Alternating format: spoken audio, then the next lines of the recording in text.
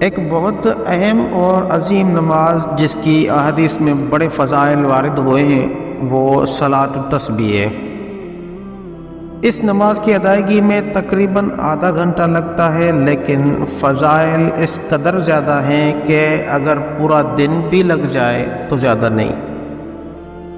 اس کی اہمیت کا اندازہ اس سے لگایا جا سکتا ہے کہ اس کے بارے میں آپ صلی اللہ علیہ وسلم نے فرمایا کہ صلاۃ التسبیح اگر ممکن ہو تو روزانہ 1 دفعہ پڑھو۔ اگر یہ نہیں کر سکتے تو ہر جمعے میں 1 مرتبہ پڑھو، اگر یہ بھی نہیں کر سکتے تو مہینے میں 1 دفعہ پڑھو، اگر مہینے میں بھی نہیں پڑھ سکتے تو سال میں 1 مرتبہ پڑھو، اگر سال میں بھی نہیں پڑھ سکتے تو کم از کم پوری زندگی میں 1 مرتبہ ضرور پڑھو۔ صلاۃ التسبیح کی برکت سے اللہ تعالیٰ بکثرت گناہ معاف کرتے ہیں۔ احادیث میں اس کثرت کی مثالیں ذکر کی گئی ہیں کہ حضرت اکرمہ رضی اللہ تعالیٰ عنہ نے حضرت عبداللہ بن عباس کا قول نقل کیا ہے کہ حضور صلی اللہ علیہ وسلم نے ایک مرتبہ اپنے چچا حضرت عباس سے فرمایا کہ عباس میرے چچا، میں تمہیں ایک عطیہ کروں، ایک بخشش کروں، ایک خاص چیز بتاؤں، تمہیں 10 چیزوں کا مالک بناؤں۔ جب تم اس کام کو کرو گے تو اللہ جل شانہ تمہارے سب گناہ، پہلے اور پچھلے، پرانے نئے، غلطی سے کیے ہوئے یا جان بوجھ کر کیے ہوئے، چھوٹے ہوں بڑے ہوں، چھپ کر کیے گئے ہو یا کھلم کھلا کیے گئے ہو، سب کے سب معاف فرما دیں گے۔ اور وہ کام یہ ہے کہ 4 رکعت نفل صلاۃ و تسبیح کی نیت باندھ کر پڑھو، اور پھر باقی نماز کا طریقہ سکھایا۔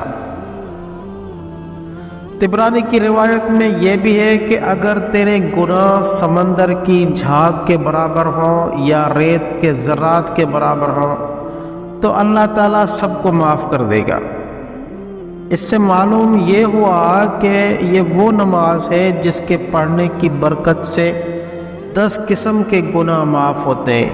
اگلے گناہ، پچھلے گناہ، قدیم جدید، غلطی سے کیے ہوئے، جان بوجھ کر کیے ہوئے، صغیرہ گناہ، کبیرہ گناہ،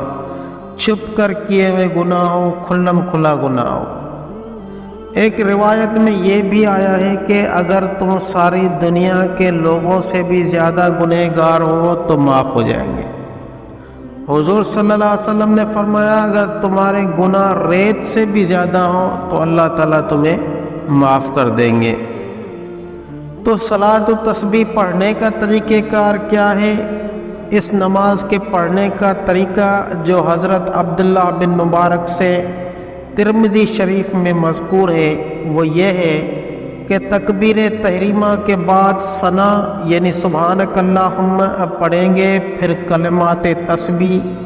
یعنی سبحان اللہ والحمد للہ ولا الہ الا اللہ واللہ اکبر،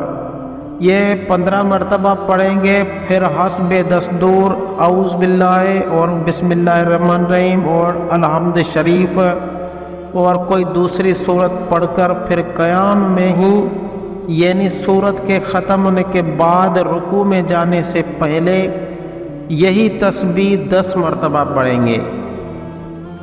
پھر رکوع کریں گے اور رکوع کی تسبیح یعنی سبحان رب العظیم کے بعد یہی تسبیح